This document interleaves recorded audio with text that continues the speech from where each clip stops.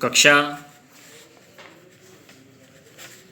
9 विषय गणित प्रश्नावली 7.1 सवाल नंबर 1 से 4 तक अपन ने किए थे, है ना। आगे प्रश्न नंबर 5 दे रखा है किताब में दिया हुआ है कि सिद्ध रेखा L कोण A को समद्विभाजित करती है और B रेखा L पर स्थित बिंदु कोई बिंदु है। BP और BQ कोण A को भुजाओं पर B से डाले गए लंब हैं। अपने को सिद्ध करना है कि त्रिभुज APB सर्वांग है त्रिभुज AQB के, और ये चित्र बना हुआ है अपने पास, ठीक है। तो ये चित्र मैंने किताब में बना दिया है और अपने को दिया है, क्या दिया है कि रेखा L कोण A को समद्विभाजित कर रही है ना। तो कोण A का बन रहा है, यहाँ पे बन रहा है, ये रेखा L है ना। तो ये वाला कोण समद्विभाजित मतलब ये पूरा का पूरा जो कोण है ये दो भाग बराबर है इसके, तो अपन लिखेंगे QAB बराबर है, QAB बराबर है किसके, PAB के। तो PAB के बराबर ये अपने को दिया हुआ है, ठीक है। उसके बाद में वो बोल रहा है कि BQ जो है वो इस AQ के ऊपर लंब है और BP जो है वो AP के ऊपर लंब है। इस प्रकार से चित्र के अंदर ये चिन्ह बना हुआ है। इस चिन्ह का मतलब क्या होता है, 90 डिग्री का कोण बन रहा है ये, है ना। 90 डिग्री का एंगल है यहाँ पे। तो ये अपन ने लिख दिया, 90 डिग्री के कोण है, अपने को सिद्ध करना है APB। तो अपन ले लेंगे उत्पत्ति लिखना सबसे पहले कि त्रिभुज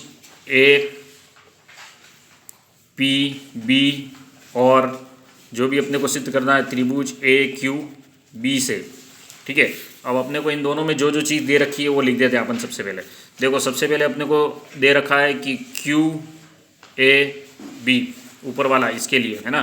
तो ये वाला कोण आ रहा है बराबर है किसके, PAB के। ये अपने को क्या है दिया है, क्या दिया है कि रेखा L कोण A को समद्विभाजित करती है। एक बार और लिख दिया मैंने ताकि तुम्हारे दिमाग में रहे, ठीक है। ये अपने को क्या है दिया है, अपने को केवल इतना ही लिखना है, वैसे दिया है। अब अपने पास देखो QB जो है ना, तो QBA एक मिनट गलत हो गया, ये इसको ऐसे लिखना BQA यहाँ पे 90 डिग्री का कोण बन रहा है, ठीक है।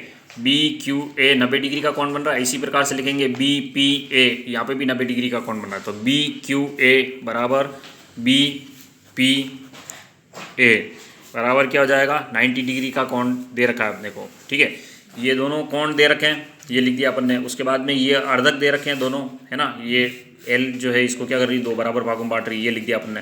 अब देखो ये जो भुजा है बीच वाली, ये भुजा दोनों में कॉमन है ना। तो AP बराबर क्या हो जाएगा, AB बराबर AB। ये क्या है, उभयनिष्ठ है,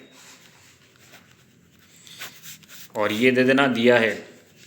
तो अपन बोल सकते हैं कि त्रिभुज APB सर्वांग सम है त्रिभुज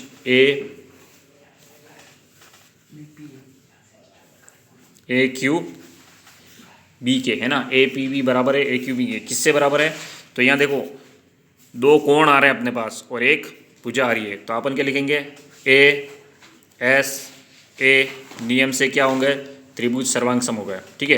ये RHS भी लिख सकते हैं यहाँ पे, पर RHS में क्या होती है, दो साइड होती है, पर यहाँ अपने पास दो कोण दे रखे हैं, इसलिए अपन ने SAS यही नियम लगाएंगे, ठीक है। तो SAS नियम से त्रिभुज सर्वांग सम हो गया। अब ये तो इसका पहला वाला कथन सिद्ध हो गया, ठीक है।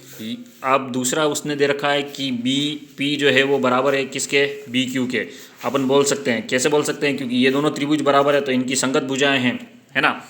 ABP और BQ इसकी संगत भुजाएं हैं, तो क्या करेंगे, CPCT लिख सकते हैं यहाँ पे, CPCT congruence part of the congruence triangle. या हिंदी में लिखेंगे तो क्या लिखेंगे, सर्वांग सम त्रिभुज की संगत भुजा। क्वेश्चन नंबर 6 दे रखा है अपने को, आकृति 7.21। ये 7.21 की आकृति बनी हुई है यहाँ पे, ठीक है। AC जो है, ये देखो AC ये वाली लाइन, दो लाइन खींची हुई है इसके ऊपर, ठीक है।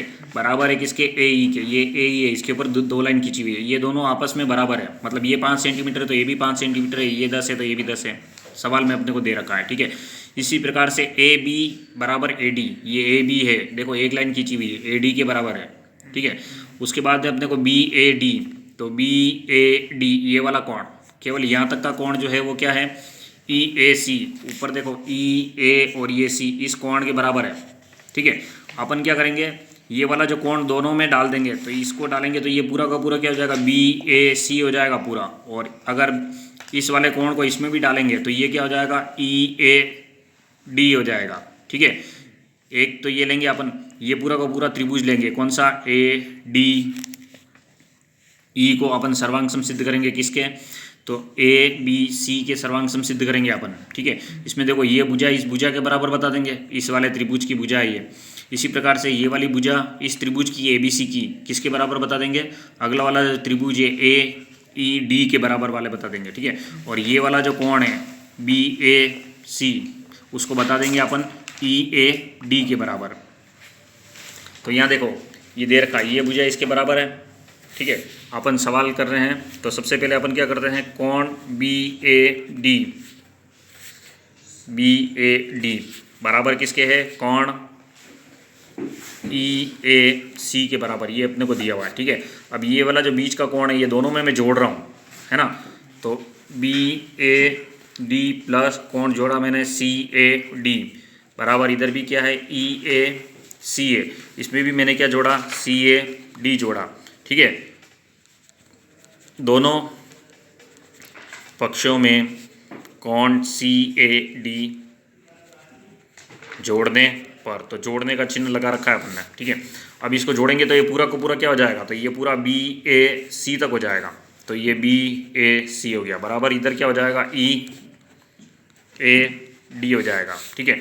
अब अपने पास दो त्रिभुज आ गए, एक तो आ गया ए, ठीक है, बी ए सी ले लूँ भले, या ए बी सी लिख दिया मैंने, तथा दूसरा त्रिभुज ले लिया मैंने ए सी ई से। तो यहाँ देखो सबसे पहले अपने को जो दे रखा है वो लिख दो यहाँ पे, एक तो ए सी जो है ना, इधर वाले त्रिभुज का क्या है, ए सी, तो वो किसके बराबर है, देखो ए सी किसके बराबर है, ए ई के बराबर है, तो ए ई के बराबर अपने को दिया हुआ है, तो यहाँ पे लिख दिया है, ठीक है। उसके बाद में अपने को एक और दे रखा है, क्या दे रखा है, ए बी, इसका ए बी जो है वो किसके बराबर है, इधर के ए डी आएगा यहाँ पे, है ना, गलती हो गई, ए डी ई है और ये ए बी सी है ना। तो ए बी बराबर किसके है, ए डी के बराबर है, ये भी अपने को क्या है, दिया है, ये ध्यान में रखना। आगे अपन ने अभी सिद्ध किया है कि बी ए सी जो है वो बराबर किसके है, ई ए डी के, ठीक है। ये भी अपन निकाल, तो अपन बोल सकते हैं कि त्रिभुज सबको सर्वांग सम करना है, हाँ, ए बी सी जो है वो सर्वांग सम है किसके, त्रिभुज ए डी ई के, ठीक है। तो अब अपन बोल सकते हैं कि बी सी जो है वो बराबर किसके, डी ई के, कैसे, सर्वांग सम त्रिभुज की संगत भुजा, सर्वांग सम त्रिभुज की संगत भुजा, ठीक है। तो सर्वांग सम त्रिभुज की ये संगत भुजाएं इस प्रकार से अपन सिद्ध करेंगे। तो ये सवाल नंबर 6 और 7, 5 और 6 गृह कार्य करना।